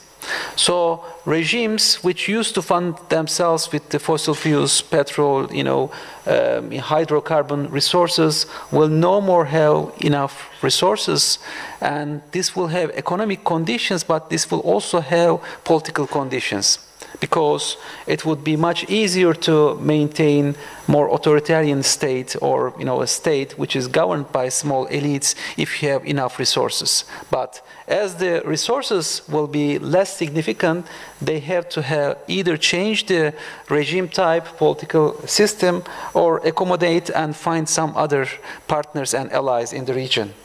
So, and if they don't have the resources, I think the other major players in the world stage will be less interested to invest in the MENA region. So this will have a long-term influence even in the political spectrum. So the economic transformation will have long-term. And also there will be more competition on rare metals in Africa and Asia. So from fossil fuels to rare metals that are more useful for technological developments. So the competition will change its nature. And the third transformation is the notion of holistic ideology, ideological based alliances, and the notion of liberal order will be abandoned. So all these alliances were based on certain ideas, communism versus capitalism, or in the aftermath of the Cold War, US wanted to emphasize liberal order in which with its economic, political, and also institutional framework. So international institutions played important role, civil society organizations played important role, and US sponsored this idea. But starting from the Trump administration, I think it will stay even after the Trump, US no more, or other actors abandoned their commitment to, I think, ideological alliances, and they will shift to more pragmatic alliances in which they will participate, form alliances along their interests. So in some areas they may have positive, interests. In some other areas they will play more pragmatically. That's the situation for instance, Turkish-Russian relations, Turkish-Iranian relations. So we have conflicts of interest in certain areas, but we can improve our relations in the economic field. And this will, I think, be in general the notion that will be more predominant. I mean, we may have cooperation areas with China, but contradict in certain geopolitical issues with that. So I think there are more opportunities to play with diplomacy, but the relations will not be as long-term and institutionalized as before. And I think this necessitates a new transformation in diplomatic instruments and diplomatic practices. So all the actors need to adapt themselves according to this new diplomacy. And the other problem which is really affecting our region is the increasing number of failed or dysfunctional states. So the overall notion of Westphalian state, where the sovereignty is maintained, where there is at least a common shared notion of collective identity, I think this idea has already collapsed in our region.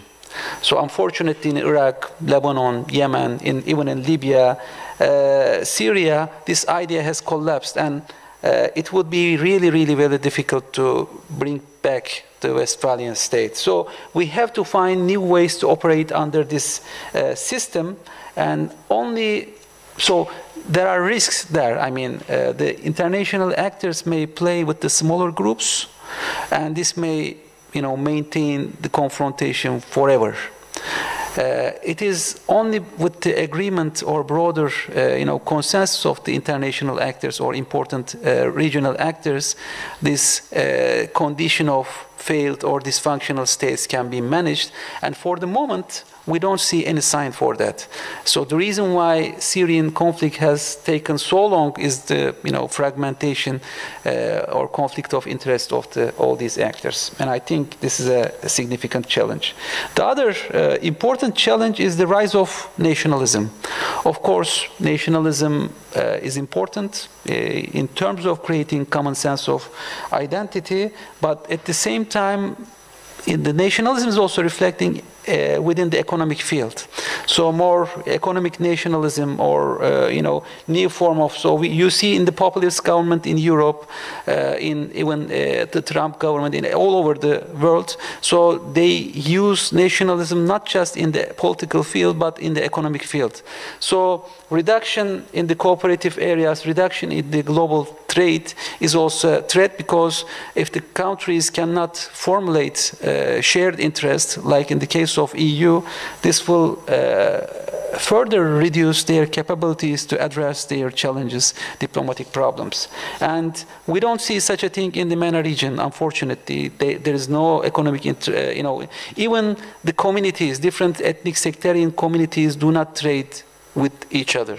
So that's a big challenge. So this may even reduce the national sentiments in those groups. And this is also a major challenge to, idea of developmental state. So what may be the possible, consequences of all these transformations?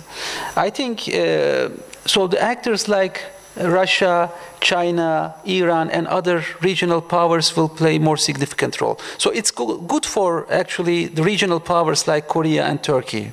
So if they can play successfully, if they can do pragmatic moves, I think they can expand their influence. It is risky, but they can play with the greater powers. They can also cooperate with other medium powers and influence. But depending on one power, significant power like US, China, or Russia is not sufficient. So they have to, I think, diversify their diplomacy in order to expand their significance, their influence on those regions. So this necessitates different, this may end up causing more problems with the big powers like US. The main reason behind Turkish-American difficulties in Turkish-American relations is related to this. So the US expects Turkey to behave actor like in the Cold War times. But the challenges of the times does not allow Turkey to align with US in all issues. Turkey needs to diversify this diplomacy. I think the same thing will probably happen to Korea as well. Yes, American defense shield is helpful, but not in all the areas this is useful. It may create further problems in the long term if it is not diversified. I think this is very important. And I think the regional powers like Turkey, Korea, Turkey, Japan, and all these actors may play more significant roles within this, geopolitical spectrum. And also, another problem is because of the failed states, because of the difficulties of economic integration, and because of all these problems, the number of migration, the challenge of migration, and also global warming will be another issue.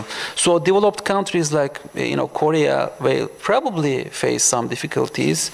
Turkey has been affected from the Syrian issue, but there may be more problems if Iran, Iraq, or other regional states, or even difficulties in Egypt. So we will face more problems. So this may not be necessarily related to Turkey's domestic problems, but it has potential to destabilize Turkey and destabilize Turkey's neighbors and also Europe. I think there needs to be broader. And same issue for, I think, the Korea. What is happening in the East Asia, there may be some, with regard to climate issues, with regard to, economic problems in India, Bangladesh, Pakistan, and also other countries, Vietnam. I think there is potential for migration flows, and those problems needs to be addressed in their space. So, I think within this spectrum, there are certain opportunities as well as challenges. As I mentioned, there are more challenges, but the greater powers will take less responsibilities.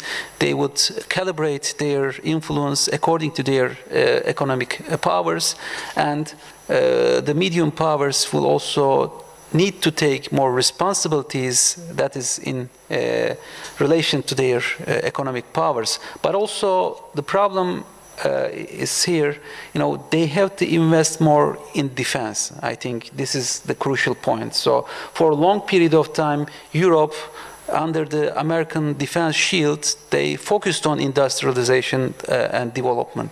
But for the time being, they have to shift their attention and to either, expand their defense capacities and I think change their, alliance system to address the challenges. Same situation for Asia as well, So the American defense shield may no more be sufficient to protect Japan, Korea, and others. So they have to invest more on the defense capacity, which may be costly, but there is the ambiguity and there is uncertainty so much that I think it would be very illogical to think that things will go in the right direction. So which also makes the I think broader cooperation, strategical alliances between different actors a necessity.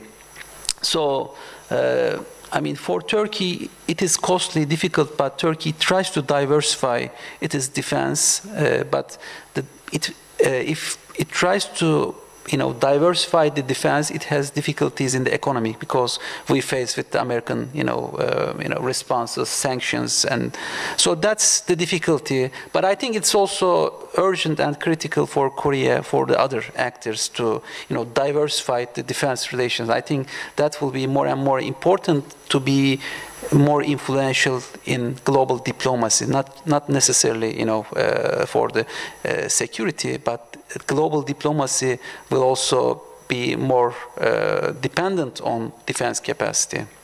Thank you. Okay, thank you, Talha.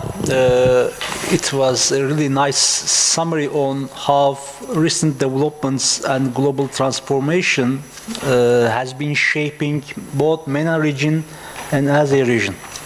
So at the end of the day, I really learned a lot from all these presentations as an academician that works on political economy. Thank you for all of you. Now we will have 10 minutes for the question and answer session. So the floor is now yours.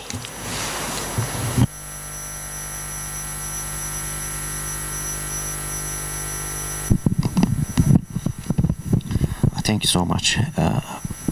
My name is Emre from China Radio International. I would like to ask some question to Consul General. As she talked about the peace and unification, that's the important for also not for Korea, all over the world. As all around the world, they are waiting for peace and unification, but first step must be peace. For my observing, the Korean society, they are ready for the peace, but they are not ready for the unification.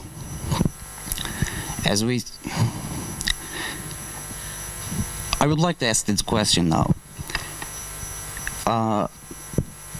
Korean politics, they are so interfere from the Washington, USA, and they have a lot of interfere for the Korean politics directly. So recently, Washington wants to increase the Korean army budgets, which is the US troops in Korea, and it was really so big deal for the Korea. It was the $900 billion, but they want to make a deal $5 billion. It's so big deal for Korea. And now we can see that President Moon Jae-in, he is working so hard. And he is the greatest person for me. He is making the deal and peaceful unification with North Korea. And also he is using all of the international power for make a deal. But there's some problem. As I said, the USA interfere on the North Korean politics. They are using it. For example, as you said, it's Pyongyang and Seoul is not that much far, just 200 kilometers. But 5 months ago, opposition leader, Liberty Korea party, opposition leader, which his name is Hwang, he was talking about let me say it in Korean to you. He was saying in 200km예요. 만약 북한에서 미사일 쏘면은 어디로 오겠습니다. 그리고 바로 여기로 몰지 않은 교회요. 미사일이 어디에 뭐 다른 곳이라고. He's mentioning about the Moon Jae-in speech because Moon Jae-in was mentioning about he's not that much ballistic missile because it's going to 200 kilometers. He's always mentioning about that's 거짓말. That's a lie. That's about. So my question is, if opposition and US interfering to this unification, how Korean society will be ready for this unification and peace?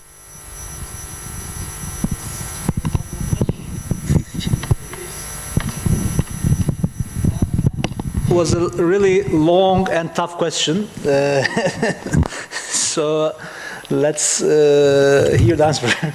I guess you're a supporter of the government party. I think we have also, from a community, I'm sure we have also supporter for the opposition party. So I need to be careful here. But for the cost sharing of U.S. Army, my colleague mentioned the diversification of foreign policy. To tell you the truth, it will be very difficult for us. It might be possible for Turkey, but we are very dependent on the U.S. troops. We have 28,000 U.S. soldiers, and there is a Camp Humphrey in Seoul, near Seoul, which is like the biggest military camp, U.S. military camp overseas. And then the Republic, when we was founded in 1945, it was only possible under the United Nations Alliance Army. Turkey was part of that army alliance, but it's mainly United States forces. So for us, it's very difficult to diversify. The alliance with the U.S. is probably the most important in our foreign policy. For the cost sharing, so it will be difficult for us to diversify. For the cost sharing agreement in U.S. military, I think negotiations are going on. 5 billion and 900 million, there is a big gap. Of course, when you go to the negotiations, you always start from the high. So I think we will reach some agreement in the middle. But this is something we need to negotiate with the United States. For the unification issue, in fact, we have, for the unification issue, I think we have a generation gap. For the ones who are older, unification is ultimate goal, something they have to achieve in no matter what.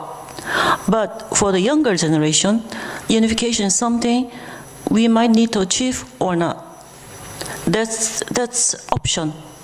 as long as North Korea becomes more subdued, as long as they don't have a nuclear power, as long as they don't really have aggressions, as long as we don't have a constant provocations, the endless threats, as long as they have a peace. Most of young generations do want to have a coexistence regime, because we haven't seen what has happened in the unification process of Germany. Germany, probably number one or number two economic powerful country in the world, but they have suffered so much from the cost of related unification process. So for some segment of the population here in Korea, unification is not something they need to achieve at all. But in fact, I think government party, also President Moon, is also very careful about, take the balancing role of unification and the wish of the public will. After all, we have a democracy, and democracy is based on the opinion of public. Public doesn't want, the majority of public doesn't want unification. No party can pursue in that direction. So that's the current situation. I don't know whether Professor Hwang have more opinions to add. A little bit. Thank you for giving me the chance to speak about that issue. So, U.S. troops came to Korea in September 1945 to first remove all remnants of the Japanese soldiers. And since then, actually, the U.S. soldiers stayed to build up the containment policy, to containing the North Korean threats as well as communist bloc. But the end of the global Cold War, that frame continued. But lots of the demands from the world make the global transformations. So we need to thinking about two things. One is 1960s, U.S. government led by Henry Kissinger, and then thinking about envisioning the U.S. military as a regional army. So not simply focusing on Korea and Korean peninsula, as how U.S. troops would be a kind of valuable force, more valuable meaning to the East Asia and Pacific. And the other point is in 2000, in a President Summit between the two nations summit between the President Kim Dae-jung and Kim Jong-il. And they're envisioning about those further kind of development, post-Cold War context, presence of the U.S. soldiers. And in that process, it's not simply meaning of the containing, but as a peace kind of keeping in the region. So in this context of the hot debate on the denuclearization negotiation, I think it is a high time to rethinking about the why U.S. troops should stay in Korea. And then there is a kind of rethinking about the nature of the presence of U.S. forces. And then that would be meaning to how Korean Peninsula peace could be constructed. So how to construct a peace economy beyond such a division or Cold War oriented economy and peace and defense. So in that total restructuring process, perhaps we may thinking about the peace as a center of the vision of the world. Okay, last question.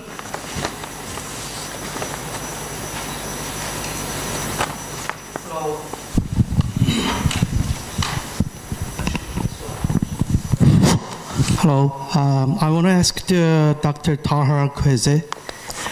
As you mentioned about this is the timing of the paradigm from the ideological alliance to the practical alliance.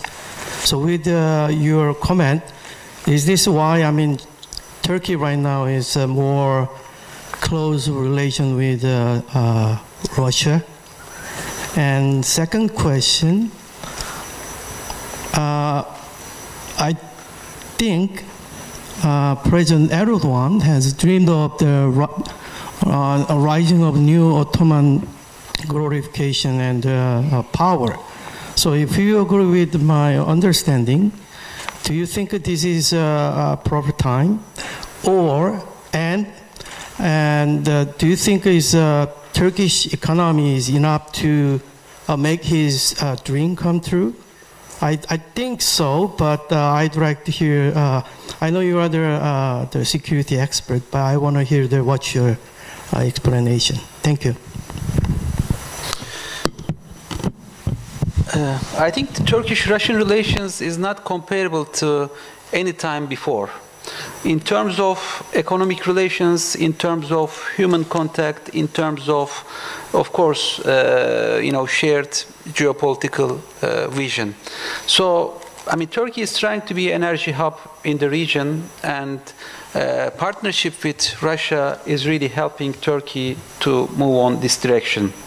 And also, for the, in order to reduce its dependency of the fossil fuels, Turkey wanted to have nuclear plants, and only Russians came to invest in Turkey. So that's very important. So these strategical investments in pipelines, nuclear plants, and other issues, they are done by Russians. So I think this is not comparable to. In terms of the human contact, I think the tourism and Turkish investments in Russia, it's very important. I think this trade relations is very important in strengthening the ties between two countries.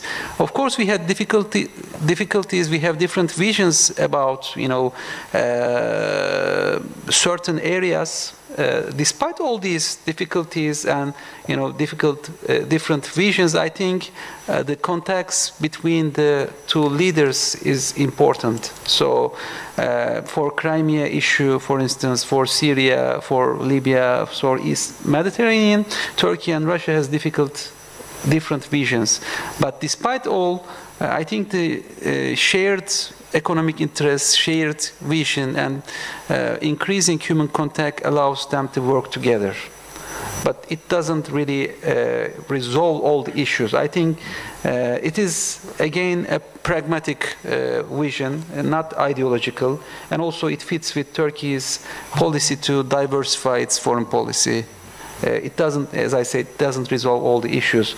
For the neo-Ottomanism issue, I think it's an exaggerated vision. I mean, Turkey doesn't have any such agenda. But of course, expanding cultural, economic ties to the neighboring regions is a vision for Turkey. I mean, you can call it neo-Ottomanism, you can call it something else. But that was Turkey's vision since the beginning of the AK Party government. Previously, Turkey was aligned with NATO. The only goal was to integrate with Europe, and that was the thing. So, I mean, the AK Party government tried to change this. We have to have positive relations with the neighboring regions, increase Middle East and Black Sea region. Of course, we have lots of problems in the region. We have lots of, but this vision, I think, is not an ideological thing. For the economy, I mean, Turkish economy has some difficulties. I mean, we already discussed all these difficulties, but I think economy, I mean, Turkey also has this vision in order to improve its economy. So it's not the other way. I mean, it's not using economy to expand strategic power. No, that's, I mean, using economy, cultural ties, and political ties to even improve the economy. I think economy is very important in AK Party's foreign policy agenda. So all these openings to Africa, other regions like Latin America and the Middle East have been designed to improve the economic ties. So I think economy is even prior to the, some of those strategic expansion. Okay, thank you so much. Again, at the end of the day, I would like to thank Republic of Korea Consul General in Istanbul and SETA organizing this fruitful event. As I said before, I hope we will improve this cooperation further to share our ideas, how to improve our bilateral relations both politically and economically. Of course, I would like to also thank to all of you to be here and to participate in this event. So, good afternoon.